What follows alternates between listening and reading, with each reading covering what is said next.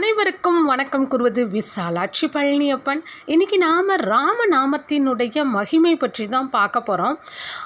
அதாவது ராமநாமம் சொன்னால் மிகவும் சிறப்பானது, மகத்துவம் வாய்ந்தது அப்படின்னு சொல்கிறாங்களே, உள்ளபடியே நம்ம ராமநாமம் சொன்னால் சிறப்பானதா அப்படிங்கிற சந்தேகம் நம்ம சாதாரண மனிதர்களுக்கு மட்டும் இல்லை, நாரதருக்கே வந்துதான். அதனால நாரதர் என்ன பண்ணாராம், ஒரு முறை அவருக்கு அந்த சந்தேகம் வந்த உடனே வைகுண்டம் போயிட்டு பெருமாள் கிட்ட கேட்குறாரு. இந்த மாதிரி ராமநாமம் சொன்னாக்க ரொம்ப ராமநாமம் மிகவும் உன்னதமானது, மகத்துவமானதுலாம் சொல்கிறாங்களே, உள்ளபடியே அவ்வளோ சிறப்பு வாய்ந்தது தான் ராமநாமம்னு கேட்குறாரு. அப்போ விஷ்ணு சொல்கிறாராம், நீ பூலோகத்துக்கு போ, அங்கே அந்த ஒரு இடத்த காமிச்சு அந்த இலையில் ஒரு புழுவானது அசைஞ்சிட்டு இருந்ததான், அதை காமிச்சு அதோட காதில் ராமநாமம் சொல்லு, உனக்கு அப்போ அதோட அர்த்தம் புரியும்னு சொல்கிறாரு. அதே மாதிரி நாரதரும் போயிட்டு ராமநாமத்தை அந்த புழுவோட காதில் சொல்கிறாராம். உடனே அந்த புழுவானது இறந்து விடுது.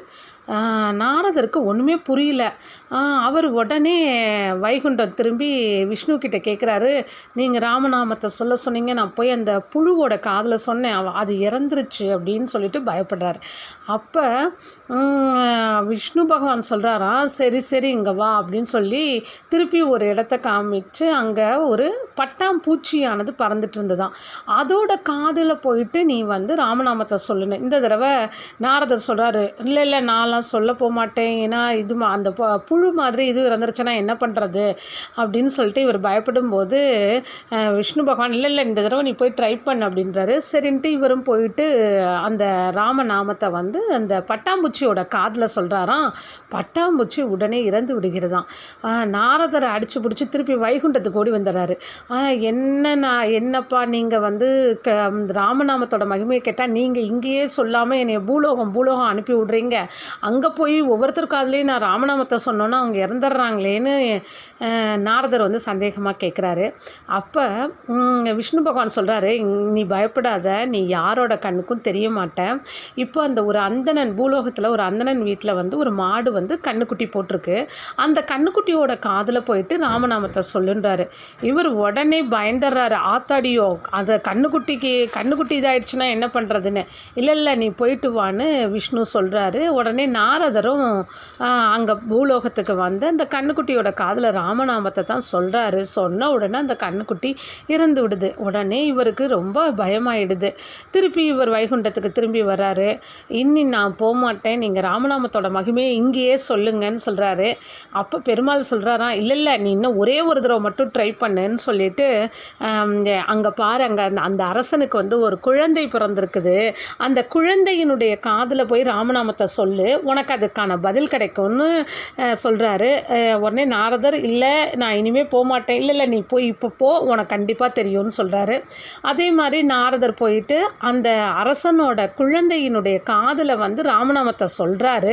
சொல்லிட்டு இவருக்கு ஒரு பயம், திரும்பி வைகுண்டத்துக்கு போகலான்னு திரும்புகிறாரு.